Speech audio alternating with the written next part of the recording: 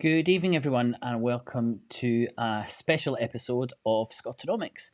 We don't have a guest for you this week, which we always normally do. Instead, we've got Kairin and I talking about one of our passions in life, which is reading. We're going to look at our 10 economics books for this year, so 10 recommendations. We're going to look at 5 books, economics books that were released this year, and 5 of our favourite books that we've read this year. So I hope you're going to enjoy this. We really want you to contribute as much as possible, so drop in the chat of the books that you've read or any questions about the ones that we're going to cover, and thanks so much for joining us tonight. So the first thing I'd like to do is, as always, welcome my co-host Kairin van Sweden. Hi William, hi everyone who's joining us tonight. Thanks for those that are joining us. Hi Kairin, how are you doing? But before we before we get into books, what have you been up to this week as we lead up to Christmas?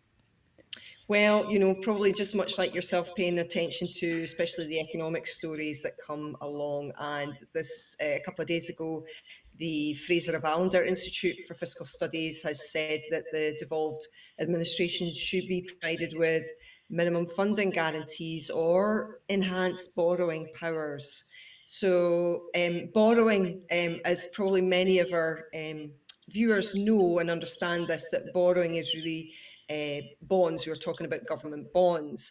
And as a currency issuer, the UK can always pay the interest on bonds, whereas if you're not the currency issuer, then you have to find the currency to pay the interest on your bonds. So I'm not so keen on that idea of the Scottish Government issuing bonds.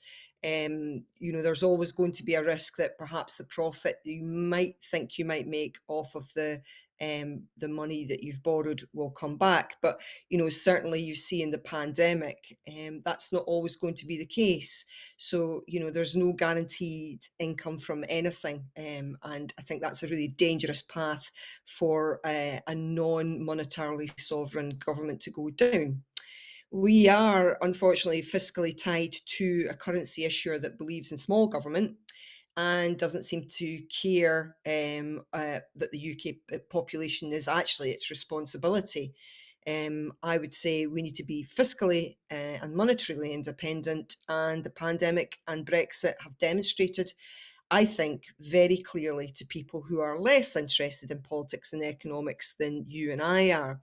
Also, it's notable that Ian Murray, Labour's Shadow Secretary of State for Scotland, complains that the First Minister and the Prime Minister do not work well together. But of course, working together doesn't tend to go well if one party doesn't turn up for the work meeting, which is what happened this week with the Cobra meeting. And moreover, if the absent party is libertarian and the present party, as in the case of the FM, is communitarian, then the relationship's always going to be difficult. And that's at the crux of, you know, why I think we should be an independent country.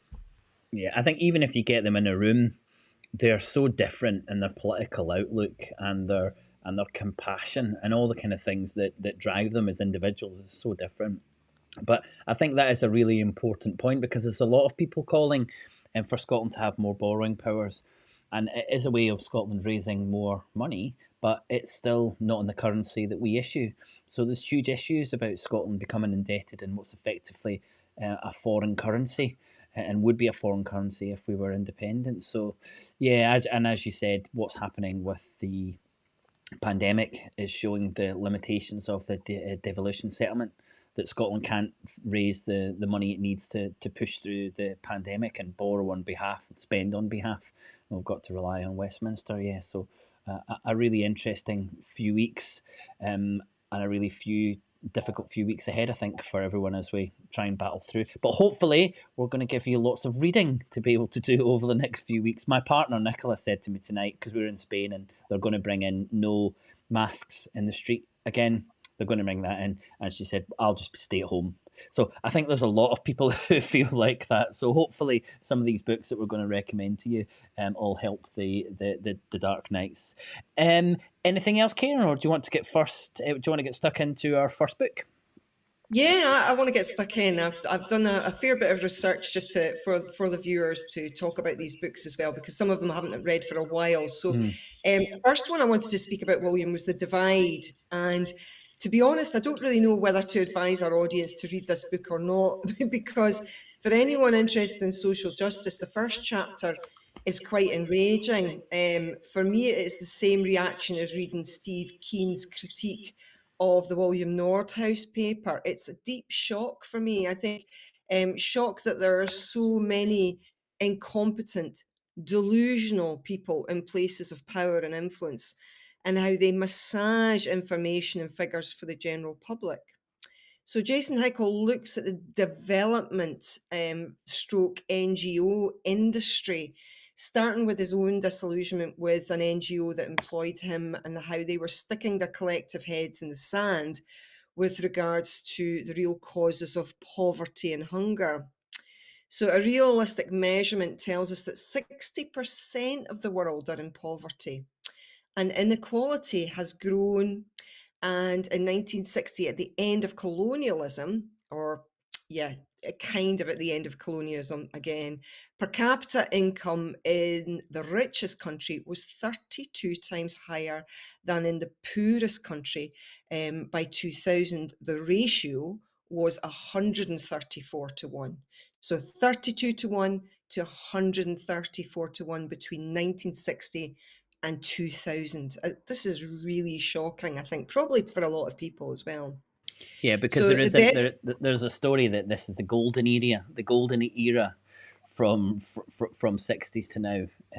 Yeah, no, that's interesting.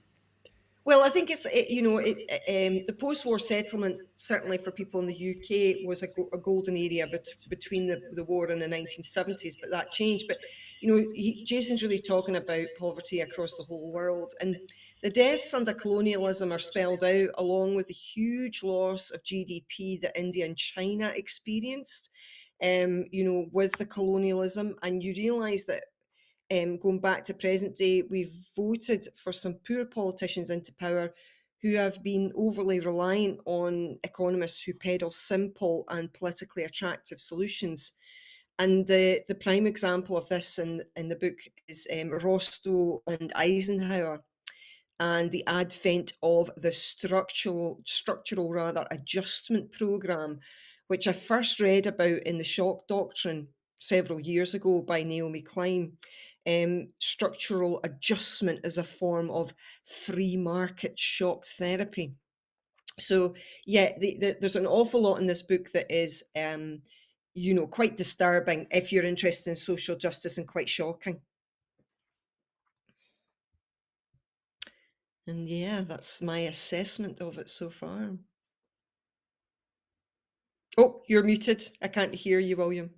That's probably a theme that will come across in a few of the books that we're recommending. Uh, read with that warning that you're not going to come out of it happy. Just more enraged. Okay, so that was Jason Hinkle. I think the next book is it Hinkle. Is it Hinkle? You pronounce his name? Hickle. Hickle. It's Hickle. Yeah, Hickle. yeah, yeah. Next book, I think Jason Hickle as well, isn't it? That you want to talk about? Yeah, so this was published this year, and this book is called Less is More. And so for me, this book was a combined recollection of many things that I had picked up over the years. And firstly, the collected stories of the decline of our biodiversity, for example.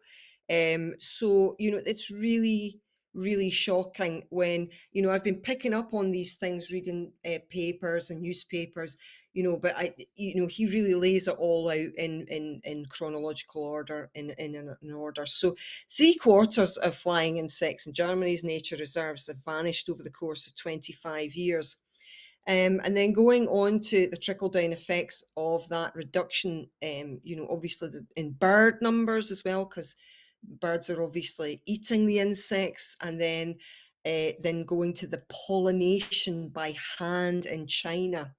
And this decline in insect biomass is happening everywhere, not just in heavily farmed areas, but also in the deep wild jungles of the world, which I think is probably quite shocking for a lot of people.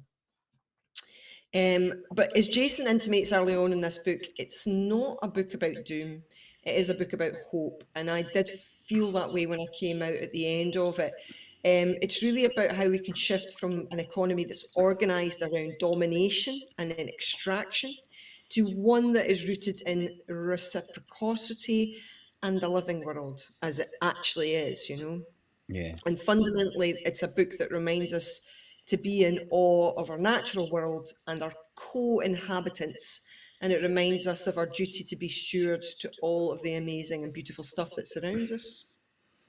Very good summary of that. I loved it. I thought it was brilliant. It was one of those books I read in about a day and a half.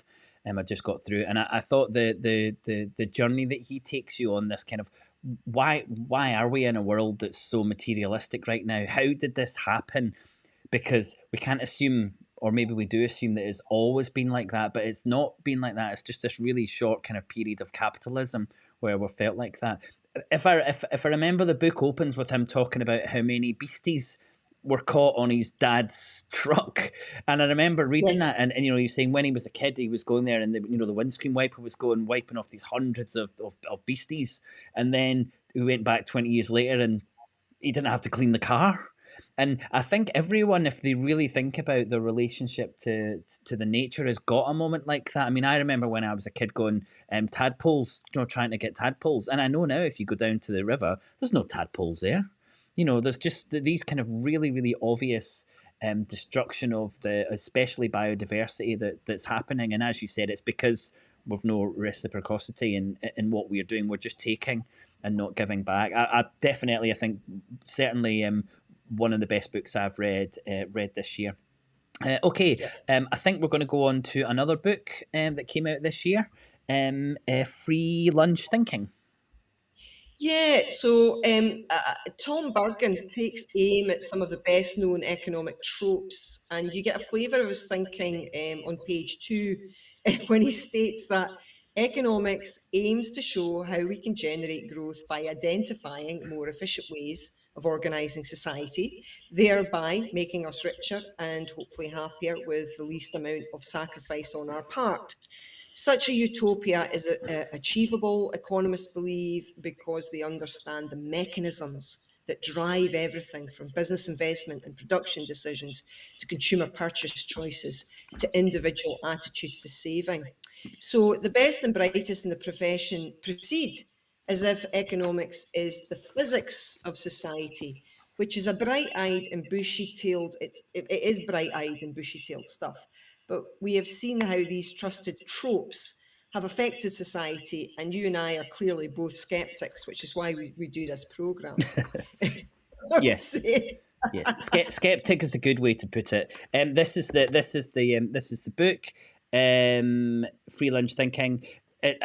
Really good, really, really useful. One of those books that I think you've got on the shelf that you can grab off, because I had a conversation with one of my friends who is exceptionally wealthy. He worked in the city as a trader, and we played golf a few months ago. He still hangs around with people like me, which is a surprise. But we played golf, and he was talking about the more you tax the wealthy, the more money that you earn, and that's kind of one of those classic tropes that if you reduce taxes on the wealthy, then you bring in more money. And the book's got 5 or 6 of those ones, which are really, really useful. I think another one that I remember is the minimum wage, that if you have a minimum wage, then unemployment goes up. And you'll still hear people saying that, despite it being completely debunked and there never being any evidence. And that's a really important book that comes across from this, is that so little of what economists still say, isn't based on any evidence. It's just what they say should happen in their models. And unfortunately, we've got too many politicians who listen to what those models say rather than actually looking at what the impact is in the economy. Really good. And again, I think there's like 7 or 8 myths, but really easy to pick up and read through. We're going to try and get Tom on next year, because he's writing a new book about how difficult it's going to be to get the resources that we need to fund a just transition. So that's going to be quite interesting. So hopefully we can get him on to speak about that. Okay, that's two from this year and one book you've read that you really recommend. Next one we're going to do is a book from last year, I think. The Rentier Capitalism, um, Rentier Capitalism, Christopher's. Yeah, so I was especially interested in this book, William, because I heard that many science graduates were being drawn into the finance stroke rentier economy.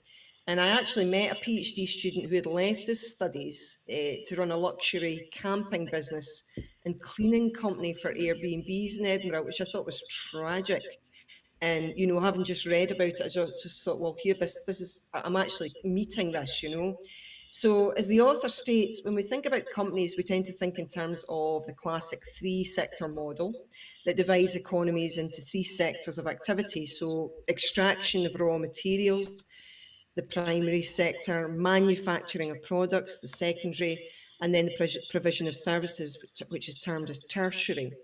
But in this book, Brett Christophers delves into the bewildering array of contemporary rentiers who make a living or a profit by virtue of controlling something valuable, and that is making money by having. So, pervaded by a proprietal rather than entrepreneurial ethos, rentier capitalism can be usefully understood as a kind of balance sheet capitalism. And it's especially manifest and especially advanced in stark form in the United Kingdom. This taking rather than making, Mm. an extraction rather than creation of capital. And recall that rent in the latter tradition is the return to monopoly control of an asset. And that is the problem here as well. The definition of rent that he uses here is effectively a hybrid of the heterodox and orthodox income derived from the ownership, possession, or control of scarce assets under conditions of limited or no competition. So most economic production of goods and services contains rentier elements. Of course, we understand that. But rentier capitalism demonstrates this entrenchment. Further, it investigates the historical support to contemporary rentierism, showing how it has been accelerated by a series of policy reforms, typically named neoliberalism. So rentierism stifles innovation, depressing the dynamism of capitalist economies, and rentierism is a major mechanism producing inequality in our society.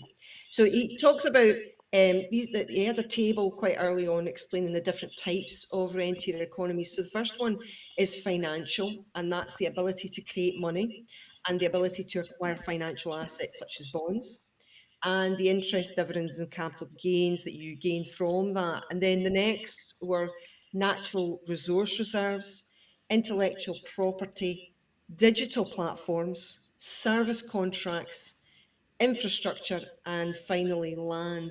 So I learned a lot about this book, Christopher's book, from the Scottish political economist Mark Blyth, who I'd like to get on the show as well, who wrote an interesting article in The Guardian about what he described as this pincer movement on many of our lives through rentierism.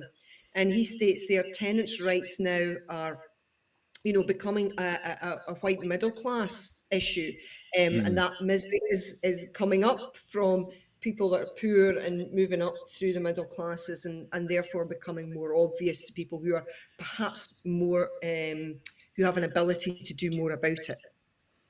Yeah, it's I just looked. I must have read it during the Euros because my little boy has put a sticker of Gordon Marshall, the Scotland goalkeeper, on the front page of it, which I just noticed as I pulled it out to show you. So I don't want to pull it off because he put it on for some reason, which passes me. But I would say of the 10 books that we've got tonight, this is my top recommendation.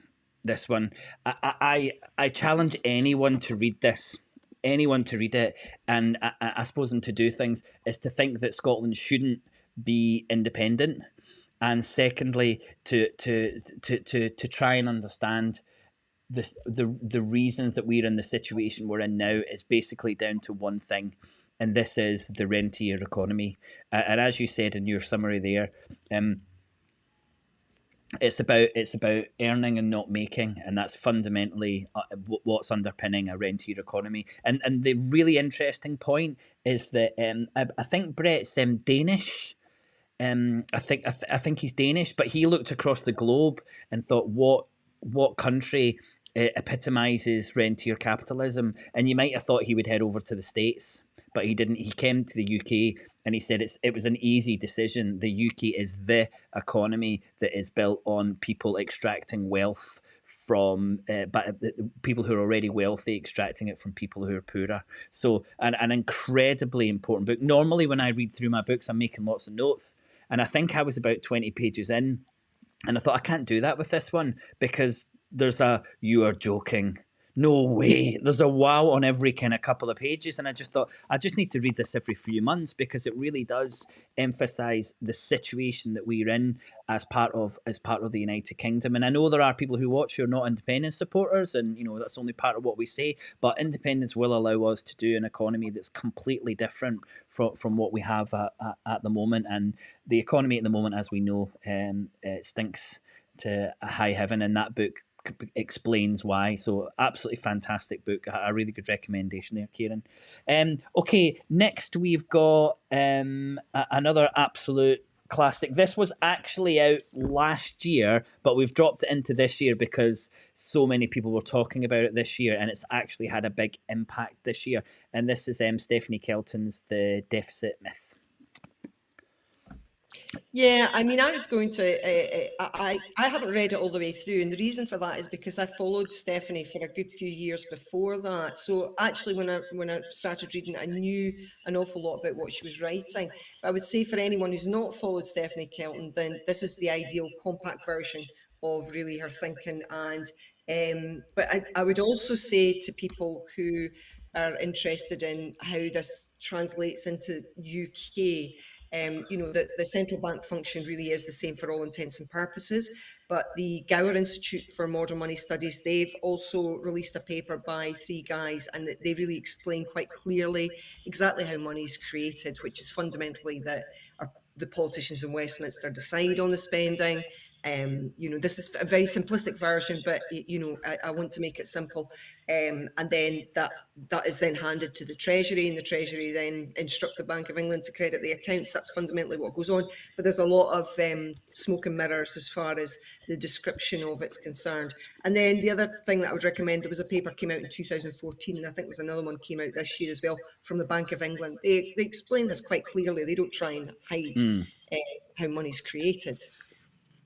Great. It's quite a short book, this, actually, and again, this is definitely something you could read over the Christmas and New Year holiday. I think it's 250, 260 pages, and it's written very much for the kind of economic novice or someone who's interested in economics. It's not written as a kind of economics textbook, but I would say this is how the economy works.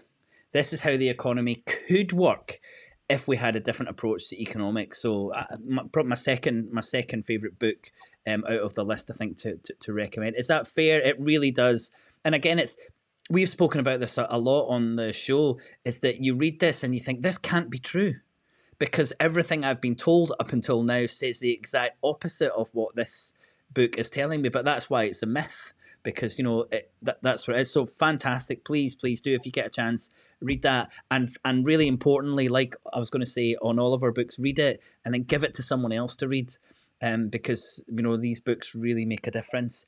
Okay, next up we have an oldie, 4 or 5 years old, I think. Doughnut Economics. Do you want to start on this one, Kieran?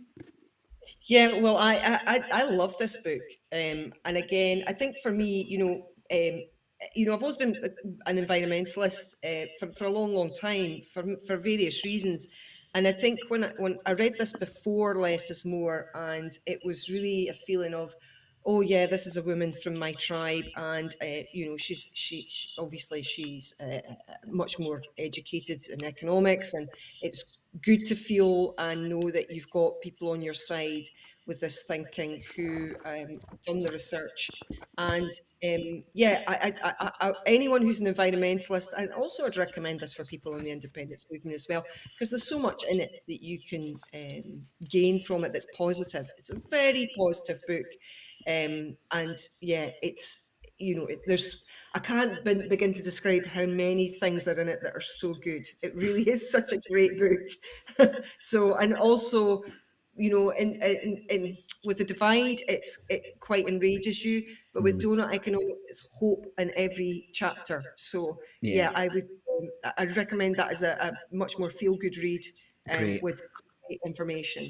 And that one specifically for Amina, who messaged and said, "Heavens, that Jason Hickle book sounds so stressful to read."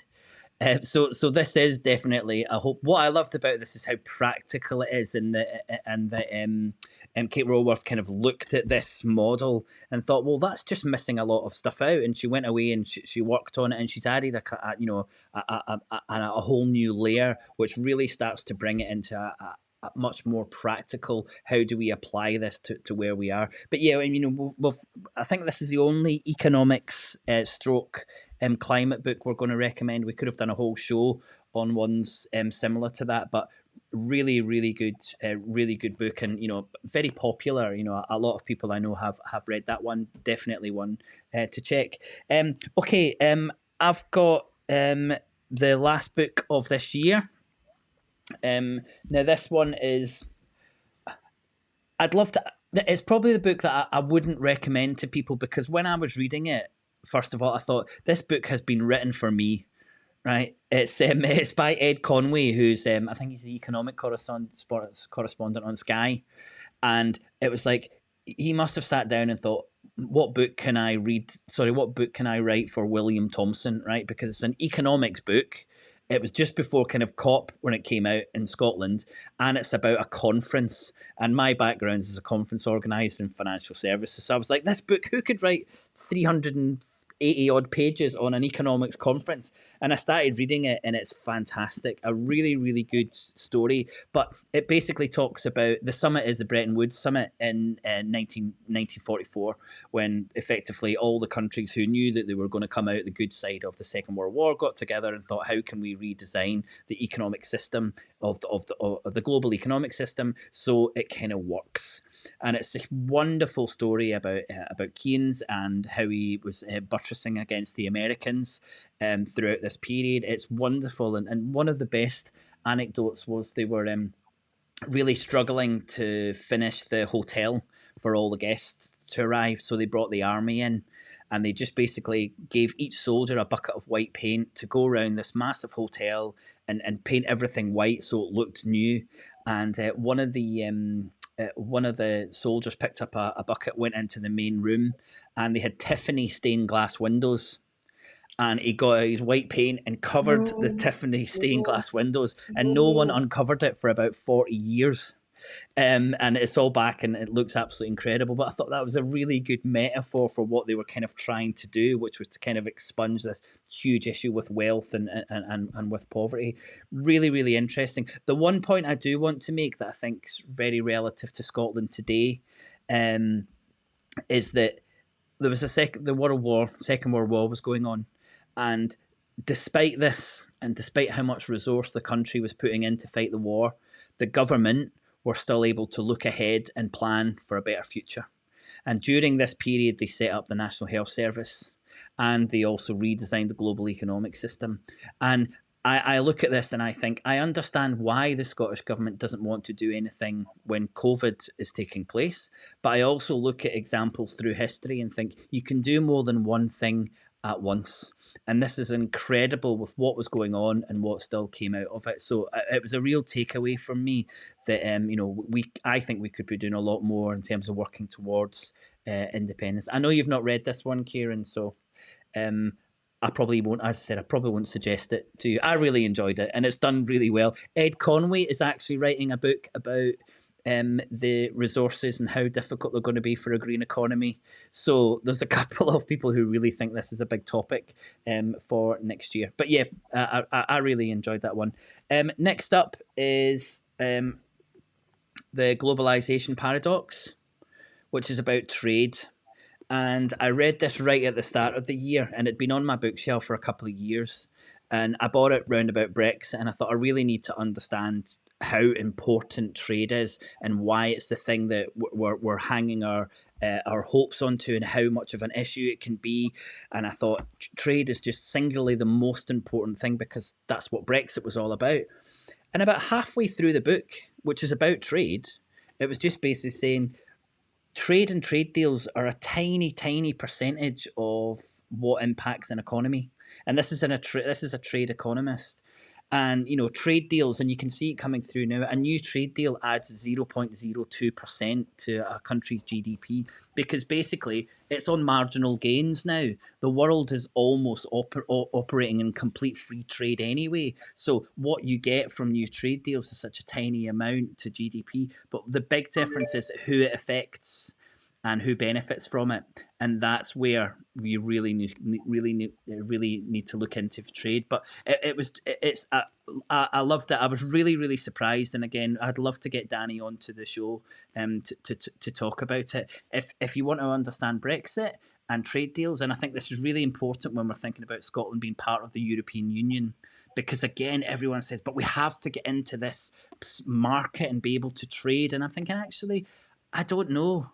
I don't know if that's really where we need to go. So fantastic book. Really recommend that. Any thoughts on that before I show my last one? Yeah, I guess I think what I feel is really important when you're thinking about your domestic economy is that, again, I have promoted this very much as a job guarantee, is that what you want your people in your country to be doing is exchanging goods and services with each other, first and foremost, and that you're utilising all your resources, whether they're people or other resources, food, energy, etc., between each other efficiently. They're not. There's no hoarding. Hoarding of things. And yeah, we want to sell things abroad so we can buy things from abroad. But first and foremost, can we make sure that everyone's okay and they're healthy and they're educated and that they are active in the economy, not just for the sake of the community as a whole, but also for themselves. Because I think that when people are engaged in their economy, it's good for their health, for their mental health as well. Great. Okay. My last book is one that I recommended in my little interview that we did at the start of Scotonomics, and this was the first book I read, and the first economics book I read. So this was actually, I didn't read this year. I just pulled it off because I do always want to mention this to people. Open Veins of Latin America. And it is absolutely incredible. And if you want to understand why we are in these lovely warm flats in a nice country with roads, and we have a good educational system, it is all down to what we took out of, especially in Spain, what we took out of South America. And obviously what was taken out of South America, the human resource for that was stolen from Africa. So really we can tie our wealth back to South America and then to Africa. And I just think too few people have had that journey where they realize that the wealth that we have is not majorly down to our brilliance and our innovation. It's down to what we stole from the rest of the world. And it really did shape my politics and my view of economics. Was this idea that we stole, we raped, we murdered, and we pillaged to be in the situation we're in. And I think that's why I look at the climate crisis in a prism of justice. And we have to repay, and we can't keep taking more and more from other parts of the globe. So a wonderful read, and infuriating when you realise that this is still going on. And I think that was where I really felt the pain, because you think what happened hundreds of years ago is too far, and that no way we would be doing these types of things. But it's still happening in Africa and other parts of the world. So a wonderful book. Eduardo Galeano, Open Veins of Latin America. Yeah, and as Jason Hickle points out in The Divide, he talks about this in the Conquistadors. Spain as well as the UK have got an awful lot to answer for extracting from the New World. And then also, once they'd extracted from the New World, Then they went over to Africa and took loads of people over from Africa to go and work for them for nothing. Once they'd killed so many of the native population who they forced into work, then they found another population to work for them. And really, that understanding of that's where our wealth has come from. I would say, though, William, perhaps you see that maybe more clearly on the streets of Spain. But I don't think you see it so much on the streets of the UK as a whole. I think in the UK it has a reputation for, having public squalor and private wealth. So I have a friend that's a pilot and a helicopter pilot, and he say you'll see where all the money is on the private estates. As you fly over them, that's where the great architecture is that from that time, and that's where you'll see it. You won't sort of see it on the streets of the cities so much in the same way that you maybe do in Spain. Yeah, yeah. Well, I mean, when I was in Madrid, but we went to the Royal Palace, and it was opulence on top of opulence, and again it was just mind blowing that this was all stolen wealth, and it's still just sitting there, looking all pretty. Yeah, it's very prevalent here. But I feel like when you walk through Scotland's big cities, you see the wealth that came from slavery as well. And I just don't think there's an awareness. And certainly when I was at school, the idea that someone would say to you that anything other than the wonderful invention of the Industrial Revolution that created our wealth. That was it. No one would ever go far back to talk about where that money came from, to Yeah. start that revolution. So, well, Yeah. Yeah. I think we've covered quite a lot. In our 10 books, it would be amazing to hear from people if they want to follow up on any of these recommendations, and also in the comments to let us know the books that they've got excited about this year, and what maybe they're looking forward to next year. One of the other reasons that we've done this is that we are planning to do a book club where we'll be recommending a book probably at the start of the month, in the hope that we can find the time to read it. And I know, as one of our viewers said, it is really difficult to find the time to read. I don't know how Nicola Sturgeon does it. I'm just absolutely blown away by how many books she's able to read. I think it's just incredible that she can have the job that she's got and still be able to read. And it's almost like, if she can do it, I feel I should read more. I feel I should read more books. But yeah, so we're going to do a book club probably starting in February. A book a month. It'd be great if everyone could read it along with us, and we'd love to have your recommendations, your suggestions on what economics books we can read for our book club. So this is our last episode of the year. We're going to be back. Can I tell everyone now, Kieran? We're going to be back how often? Well, yeah, we're hoping to go. We'd like to go once a week. It's quite tricky, to always get guests on time. But we're working on it. We're working hard on it. I think we can say we'll be on almost every week now. I think we can definitely say we're going to have runs of 5, 6, 7, or 8 weeks in a row, and then maybe give you a break when we do that. But yeah, we're really hoping to bring you a lot more of the type of content. We won't do shows like this very often. It'll be normally speaking to economists or politicians or commentators, or interestingly next year, people who are doing stuff in the economy that's a little bit different. Would really like to bring those to your attention as well. Well, thank you very much for watching, Kairin. This was difficult, harder than our normal show. Thanks for doing all your research today, with all of your notes for the books this year. Well, we've got a target next year. If we're doing one a month, then that's probably going to end up at least 11 or 12 books we can read. Next year. Any final thoughts before we head off? Yeah, I do.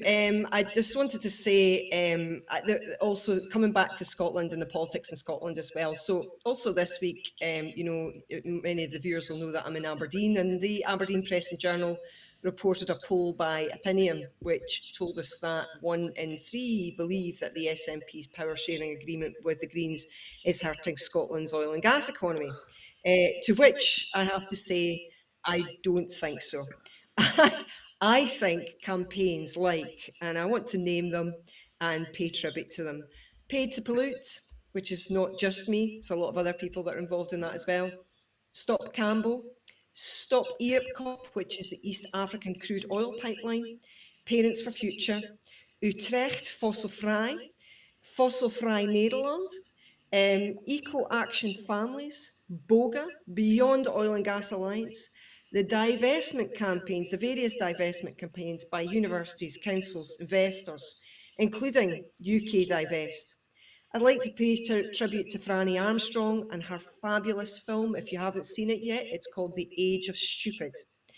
George Monbiot, Steve Keen, Ben Franta, Extinction Rebellion Scotland, the women's justice climate organisations. There are at least 4 that I follow. Avaz and their shocking survey into the psychological crisis that the climate crisis is causing in our youth. The filmmakers, all of them, many who I know now. Stop Climate Chaos, Friends of the Earth, Platform, Greenpeace, Glasgow Calls Out Polluters, and authors like Jason Hickle, Georgios Callis, Kate Rolworth, and We All Scotland. I'd just like to pay tribute to you all. And I think that there's a lot more than just 2 political parties who are kicking up a fuss about oil extraction. So, we are many and a lot more than just 2 political parties, and we are busy. Yes, we are coming for you. That's what I'd like to say. Yeah, that was a really good list. I'd like to add to that. We'd really like to thank all of the contributors to the show, who do this obviously without any payment, and they're just looking to help us share the knowledge around economics and how that affects Scotland, and how we can relate it to Scotland. I did forget one book from our list, which is the book that we both haven't had time to read yet, but that we know is going to be a book of the year, and that's Professor Steve Keen's The New Economics. So that's definitely on our list. That might be our first book for our first book for the book club. That's out this year. We've both got digital versions of it and haven't had a chance to properly finish it yet.